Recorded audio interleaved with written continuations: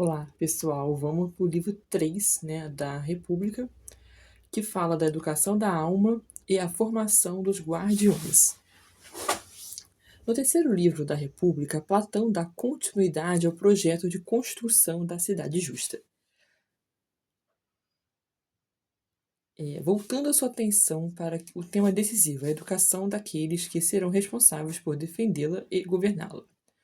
Se no livro 2 a preocupação era escolher mitos e histórias adequadas para formar o caráter das crianças, agora Platão aprofunda essa investigação, mostrando a educação deve moldar não apenas o conhecimento, mas principalmente a alma. O diálogo começa a discutir a maneira como a morte deve ser apresentada aos futuros guardiões. Platão defende que aqueles que terão a missão de proteger a cidade não podem crescer ouvindo histórias que transformem a morte na maior de todos os males. Então, Platão tem receio que as crianças gregas ali tenham um receio da morte. Não devemos ter receio da morte. Não é o maior mal. Um guerreiro que teme a morte acima de tudo dificilmente será corajoso diante do perigo. Né? Se você é covarde diante da morte, você não vai ter coragem diante do perigo.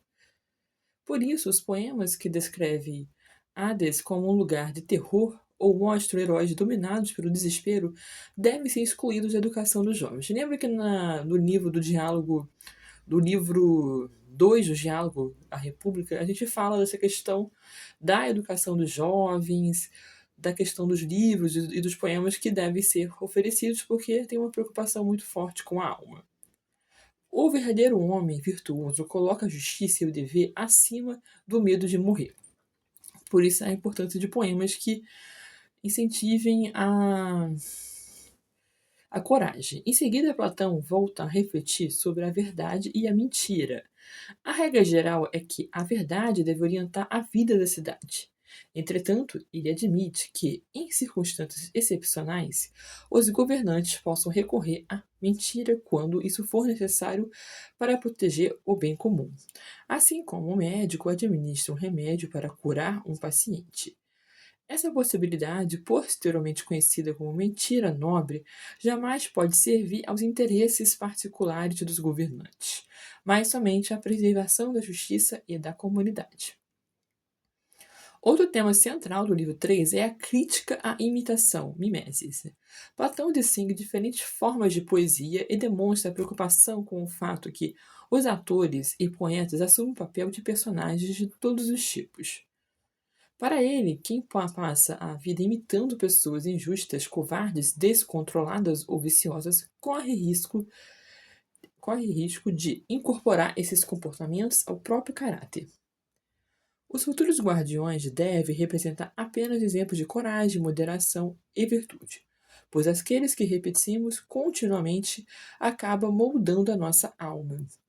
Então, esses papéis vão moldando a nossa alma. E tem muito isso, né? Muitas vezes a gente fala assim: o ator incorporou aquele personagem não consegue sair mais daquele ator, porque tem sim essa. Quando você é um ator que faz um personagem ou um poeta, você acaba incorporando. Então, se for um personagem virtuoso, você também será virtuoso. Essa preocupação estende-se à música. Platão afirma que o ritmo, a harmonia e a melodia penetram profundamente no interior da alma, influenciando o caráter muito antes de a razão amadurecer. A verdadeira educação musical não consiste apenas em aprender canções, mas em desenvolver o gosto pela ordem, pela medida e pela beleza. Da mesma forma que a música harmoniza a alma, a ginástica fortalece o corpo e desperta a coragem. No entanto, nenhuma dessas formações pode existir isoladamente. O excesso de música produz uma personalidade delicada e frágil. A pessoa fica meio mole, né? Na linguagem popular é isso, a pessoa fica muito mole. O excesso de exercícios físicos gera dureza e brutalidade. Por isso que na Grécia, o Platão, ele faz uma academia, né, que além de estudar filosofia e tudo mais, você tem que fazer exercício físico, porque o exercício físico fortalece a sua alma. Então você tem que ter os dois na sua vida. O exercício físico para fortalecer a sua alma e também alimentar a sua alma para você não ficar também bruto apenas, e sim sábio. O ideal, como ele fala aqui, ó, é o equilíbrio entre ambas, formando indivíduos simultaneamente fortes, moderados e sábios, porque o exercício físico do nosso corpo, ele torna a gente também moderado, forte, e exercitar a nossa alma vai tornar a gente sábio. E o ideal é ter essas 3 características. Platão também reflete sobre a função dos juízes e dos médicos. É bem interessante que, para ele, se uma sociedade fosse bem organizada, as pessoas fossem virtuosas, você não iria precisar de médicos e muito menos de juízes, porque as pessoas iriam decidir as coisas sem precisar da intermediação de um juiz. Uma cidade que necessita constantemente de tribunais revela que seus cidadãos não foram educados para viver justamente. Da mesma forma, uma sociedade excessivamente dependente de médicos demonstra um modo de vida desregrado. A melhor prevenção contra conflitos e as doenças é uma vida equilibrada, guiada pela moderação e pela virtude. Então, uma sociedade que tem uma vida equilibrada, moderada, não vai precisar de juízes e médicos. Uma das passagens mais profundas do livro 3 trata da formação de um bom juiz. Platão afirma que um verdadeiro juiz não deve conhecer a justiça porque a praticou, mas porque aprendeu a reconhecê-la pela observação, pela experiência da vida e pela educação. Quem preserva sua alma íntegra possui melhores condições para julgar o mal do que aquele que foi corrompido por ele.